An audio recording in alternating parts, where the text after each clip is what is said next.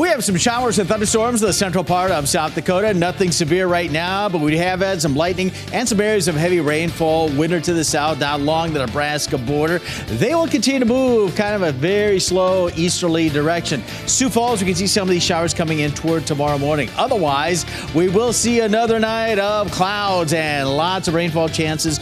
Northeastern South Dakota, including Aberdeen, Pierre, thunderstorms, and a low of 60 in Rapid City, a low temperature of 52 degrees. Then during the day tomorrow, it looks like it's going to be a cloudy day with showers and thunder showers becoming a bit more widespread. Areas of heavy rainfall possible. Could see some strong storms, Sioux Falls, southeastern KELOLAND, into south central South Dakota. Highs tomorrow only in the 70s as we continue to bring in more cool air. Our best chance of rain here in central and eastern KELOLAND looks like Saturday. A lot of places getting 1 inch plus amounts. Details on that with your weekend forecast is coming up. KELOLAND News starts now. Live from KELOLAND Media Group, KELOLAND News first at 4.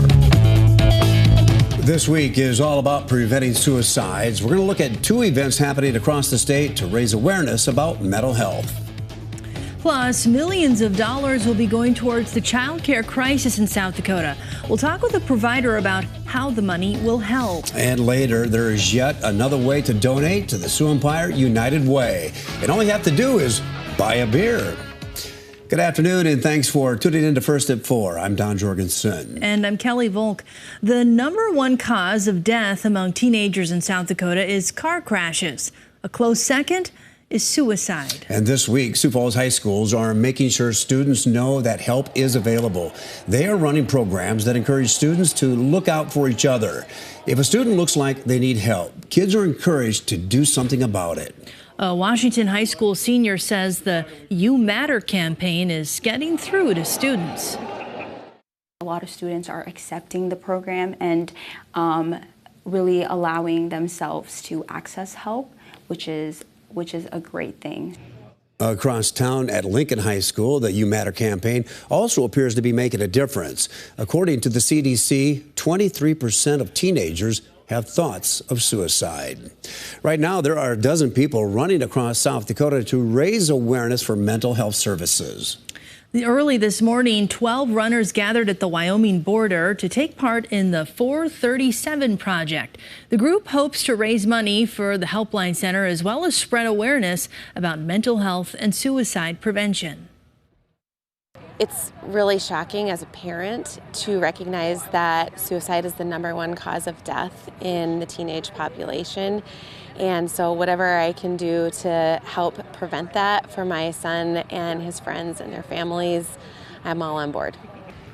We'll have more from the start of the 437 project later tonight at 6. And going to have some challenges perhaps along the way we got some rain in central South Dakota right now. Yeah, and I broke out my rain jacket today, Megan. We do have those rain and thunder showers moving through the area, and we'll continue watching those as we go into tonight and even through the weekend. Right now, cloudy skies in Sioux Falls, sitting at 70 degrees. South winds are at 13 miles an hour. We will watch the chance for a few light rain showers in the Sioux Falls area late tonight and early tomorrow morning. A few thunderstorms moving through Winter right now at 62, southeast winds at 13. There is a look at the rain and thunderstorms moving through south central KELOLAND. The heavier rainfall is down in Nebraska and in south central KELOLAND. We do have a flood advisory for Tripp and Cherry counties. Heavy rainfall. We do have some lightning in the area as well, but nothing is severe. These are very slow moving and will continue pushing to the east overnight. Right now, our temperatures are a little bit on the cool side, 59 in Valentine, 61 in Chamberlain. That is due to the rain-cooled air. 75 in Brookings, 79 in Sisseton, 71 in Phillip, and 69 degrees in Custer. So for tonight, with mostly cloudy skies, a few light rain showers possible by morning in Sioux Falls with a low of 57, 59 in Aberdeen, 60 in Pierre, and 52 in Rapid City. Tomorrow, another chance for rain and thunderstorms, 78 in Sioux Falls, 77 in Aberdeen, 74 in Pierre, and 67 in Rapid City. We'll also have some strong winds, and we do have a chance of severe weather. Its slight risk is a level 2 out of 5. Hail, strong winds, and pockets of heavy rain are going to be the main threats. There is a lesser risk of an isolated tornado. We'll have a closer look at the timing of these storms in just a little bit. Okay, thanks a lot, Megan. A Minnehaha County murder suspect has entered a plea. Today, 51-year-old Lamont Walker pleaded guilty to first-degree manslaughter. In exchange for his plea, prosecutors dropped several charges, including murder, kidnapping, and rape.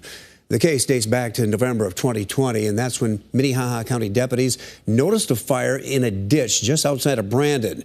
That's where they found 22-year-old Savon Kallstrom's body. A sentencing date has not been set yet. Walker faces up to life in prison. Tribal representatives with the Standing Rock Sioux Nation say poor road conditions are leading to serious crashes. Harold Frazier, who is the tribal transportation director, says there are potholes that are not able to be filled, as well as washboards on gravel. He says it's hard to get grants from the federal government for road construction due to the lack of documentation with their tribal police.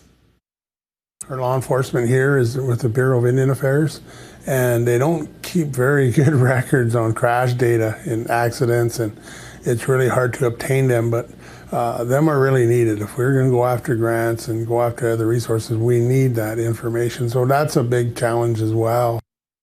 Another barrier to fixing these roads is what Frazier calls shovel ready. In order to get more funding to fix the roads, the reservation needs preliminary prospects and environmental plans ready to go.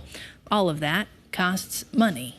Repairs are being made at the Ring Neck Energy Ethanol plant in Oneida following an explosion and fire back in July. Chairman of the board, Walt Wendland, says that the crews are working on rewiring the electrical equipment after it was damaged. Wendland expects the plant to start up again in early to mid-October.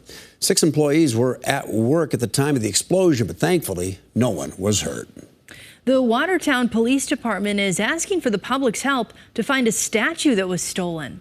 Officers say a stalking lion statue was taken from the intersection of Broadway Street and Kemp Avenue. Investigators believe the theft happened between September 15th and 18th. A reward is being offered for information leading to the arrest of the people responsible for the theft or the recovery of the statue. Kevin Reynolds, the husband of Iowa Governor Kim Reynolds, is being treated for lung cancer. In a statement, the governor said that the doctors are optimistic about treating her husband. Kevin Reynolds is an Osceola native who spent decades working for the USDA in soil and water conservation. He and the governor have 3 daughters and 11 grandchildren together.